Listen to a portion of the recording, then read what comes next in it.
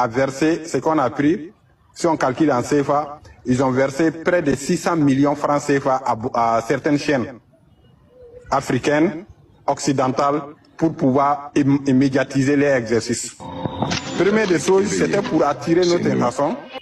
Parce que si tu regardes où il y a eu attaque là, et puis où il y a exercice là, entre les deux, il y a 600 km. C'est-à-dire pour eux, on allait se concentrer sur leur exercice là, et ils allaient nous surprendre de l'autre côté, ils vont attaquer là-bas. Parce que le parti par où ils sont rentrés, c'est côté frontière Mauritanie, Mali, n'était pas loin des frontières algériennes non plus. C'est par là ils sont rentrés. Donc pour eux, on va se concentrer sur leur exercice, ils vont nous surprendre et tuer quelques éléments des soldats, l'armée malienne. Et maintenant, les médias vont prendre ça. Mais malheureusement pour eux, ils ont fait face à 18 soldats maliens avant que les avions arrivent. Ils n'ont même pas pu. Même ils n'ont pas pu bouger les gars.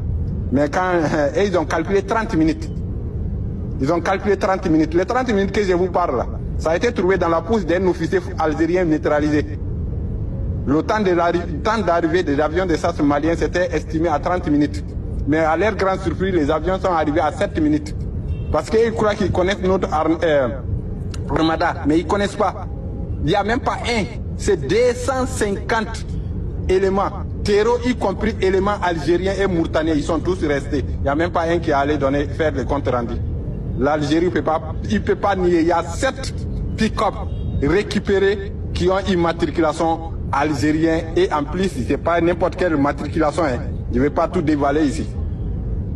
Mais vous verrez ça, ça va arriver à l'ONU.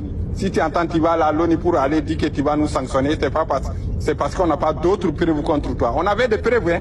Le boulangerie que je vous ai parlé à Kidal, il y a des preuves qu'on a trouvées là-bas, il y a des ordinateurs qu'on a trouvés là-bas. On sait ce qui est dans ces ordinateurs. Et là où on a neutralisé 57 soldats algériens, bon, et ils ont dit 57, la télé marocaine a donné 57. Mais nous, on sait combien est mort là-bas. Parce que nous, on a dit que c'est terreau, on a tué.